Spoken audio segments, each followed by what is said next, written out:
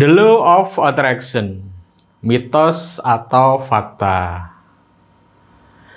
Halo sobat pasti pernah mendengar sebuah prinsip yang mengatakan bahwa apa yang kita pikirkan dan fokuskan bisa menjadi kenyataan. Ya, inilah yang kita kenal dengan The Law of Attraction, hukum tarik-menarik.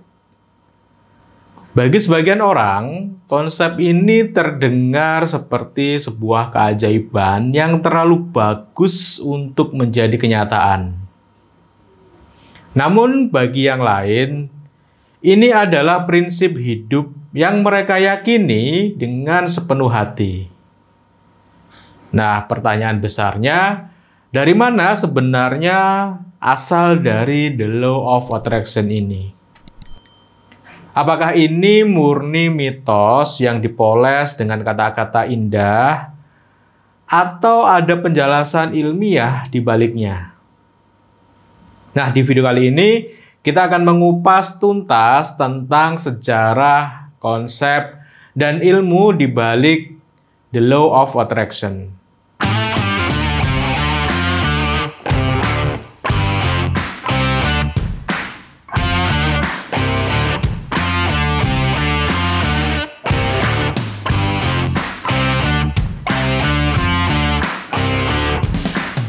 Yuk kita mulai dengan perjalanan kembali ke masa lalu, ke titik di mana semua ini bermula. Untuk memahami The Law of Attraction, kita harus menelusuri asal-usulnya. Konsep ini ternyata sudah ada sejak ratusan tahun yang lalu. Pada abad ke-19, seorang filsuf bernama Phineas Quamby mulai memperkenalkan gagasan bahwa pikiran manusia memiliki kekuatan besar. Ia percaya bahwa penyakit fisik seringkali berasal dari pikiran negatif atau keyakinan yang salah. Istilah The Law of Attraction sendiri baru benar-benar populer sebenarnya setelah diterbitkannya buku karya Wallace Wattles berjudul The Science of Getting Rich pada tahun 1910. Wattles menyampaikan bahwa keberhasilan dalam hidup tergantung pada bagaimana seseorang memanfaatkan pikiran mereka. Dia menggambarkan kekuatan pikiran positif sebagai alat untuk menarik kekayaan, kesehatan, dan kebahagiaan. Lalu pada tahun 2006, konsep ini kembali mendapatkan sorotan global melalui film dokumenter The Secret yang diproduksi oleh Rhonda Byrne. Film ini menjadi fenomena, mempopulerkan ide bahwa pikiran kita adalah magnet yang menarik apapun yang kita fokuskan. Senada dengan kesuksesan filmnya, buku The Secret berisi tentang berbagai macam kutipan dari tokoh-tokoh terkenal seperti Bob Proctor, Jack Canfield, dan Joe Vitale. Mereka semua mengulas pentingnya berpikir positif dan keyakinan dalam menarik apa yang kita inginkan. Dalam buku lainnya yang berjudul Ask and It is Given, karya Esther dan Jerry Hicks, konsep The Law of Attraction dijelaskan sebagai hasil komunikasi dengan entitas spiritual yang ada di dalam diri kita.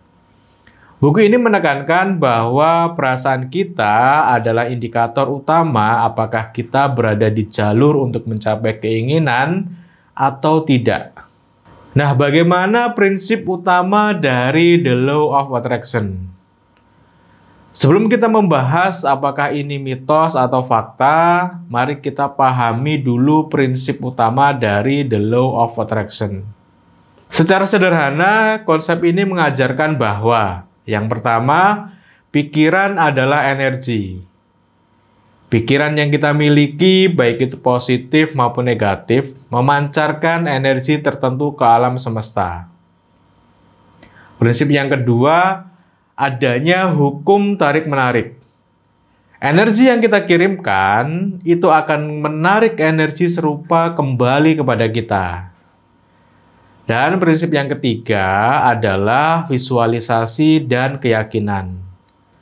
Dengan memvisualisasi apa yang kita inginkan dan mempercayainya dengan sepenuh hati, kita akan menciptakan kenyataan tersebut dalam hidup kita. Sebagai contoh, jika sobat ingin menjadi pengusaha sukses, sobat diminta untuk membayangkan kesuksesan itu seolah-olah sudah tercapai. Dalam proses ini, emosi positif seperti rasa syukur, bahagia, dan percaya diri dianggap penting untuk memperkuat daya tarik tersebut.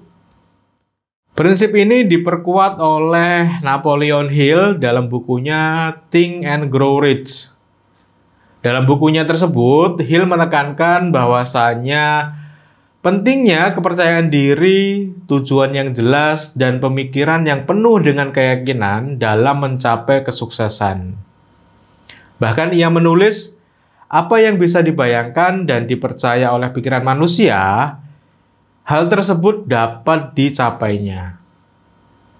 Nah, selanjutnya coba kita telisik dari sisi ilmiahnya. Apakah the law of attraction ini benar-benar memiliki dasar ilmiah? Nah, untuk menjawab hal ini, kita perlu membedah beberapa konsep dari psikologi dan juga dari sisi fisikanya. Yang pertama dari sisi neuroscience dan pikiran positif. Dalam dunia psikologi, ada konsep yang disebut sebagai self-fulfilling prophecy atau nubuat yang terpenuhi sendiri. Ketika seseorang percaya pada sesuatu yang kuat, tindakan mereka secara tidak sadar akan mendukung keyakinan itu sehingga pada akhirnya menjadi kenyataan. Sebagai contoh, jika sobat yakin bahwa sobat bisa sukses, maka sobat akan lebih termotivasi untuk bekerja keras dan mengambil peluang.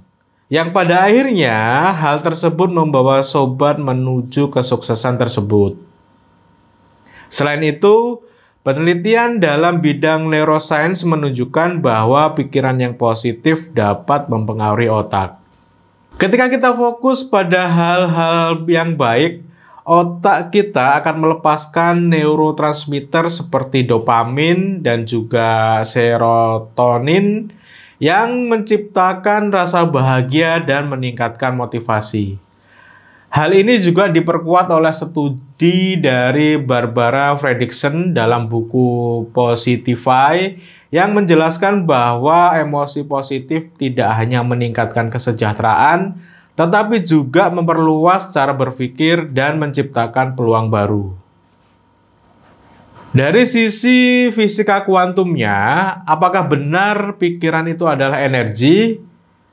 Pendukung the law of attraction seringkali mengkaitkan konsep ini dengan fisika kuantum. Mereka mengklaim bahwa pikiran adalah energi yang mempengaruhi realitas di tingkat kuantum. Namun, ini adalah area yang sangat kontroversial.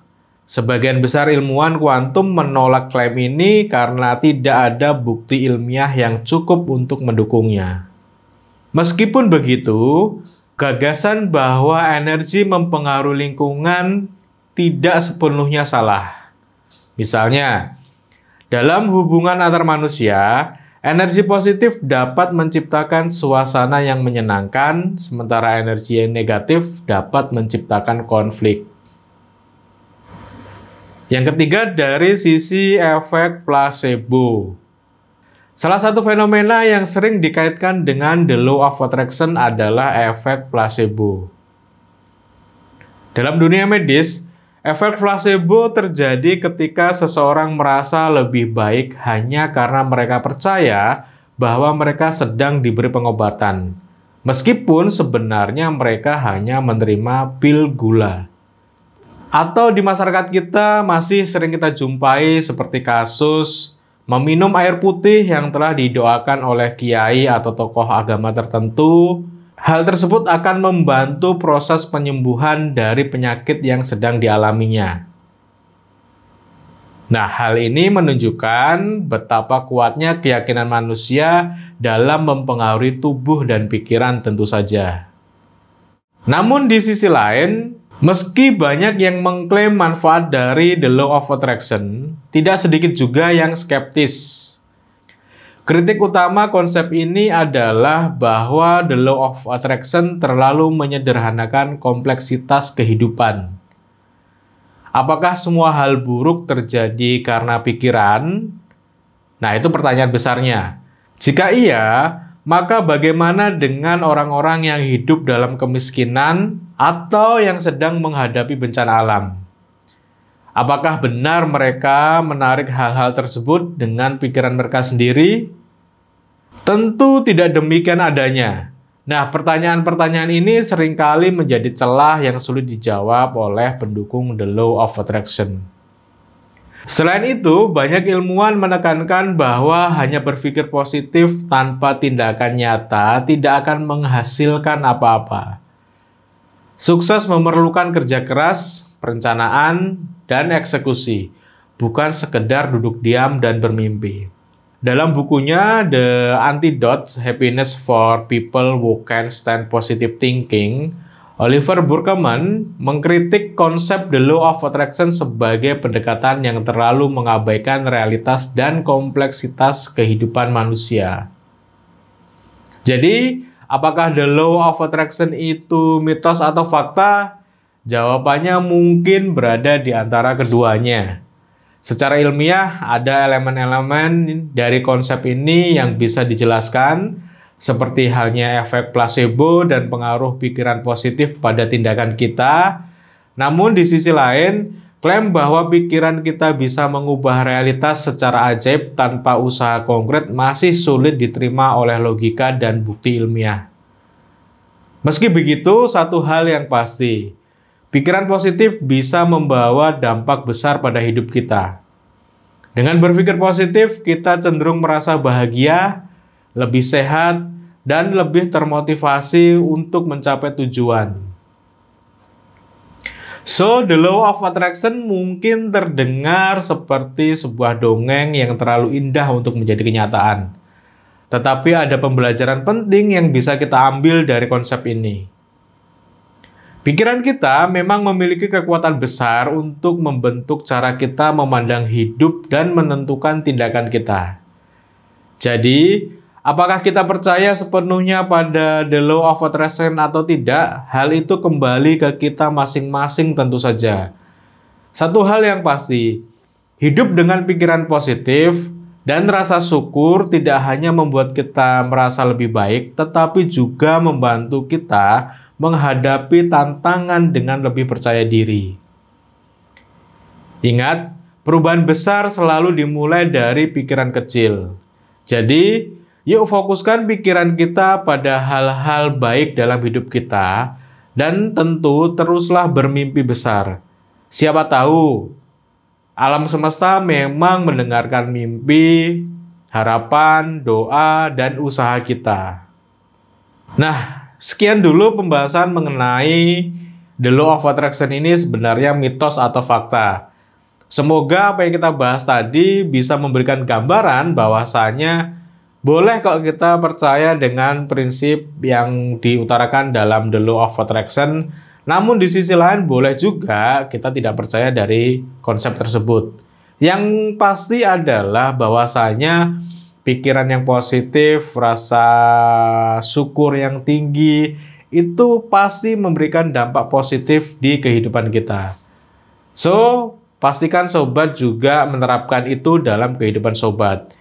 Nah, semoga video ini bermanfaat bagi sobat yang belum klik tombol subscribe. Silahkan klik dulu tombol subscribe yang ada di bawah ini.